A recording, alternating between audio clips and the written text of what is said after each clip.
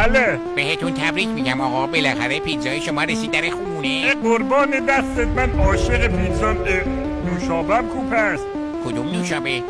نوشابه دیگه، نوشابه رژیمی. من فقط نوشابه رژیمی دوست دارم. ولی شما سفارش ندادین. این پیتزا بدون نوشابه چطوری از روی من پایین بره؟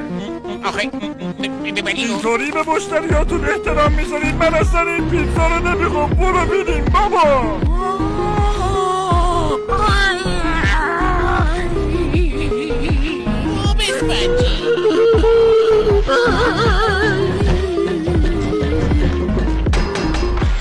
من به اون یکی همکارتم گفتم این پیتزا رو نمیخوام، پولشم نمیدم. بس بهتره بکوبمش تو کلت.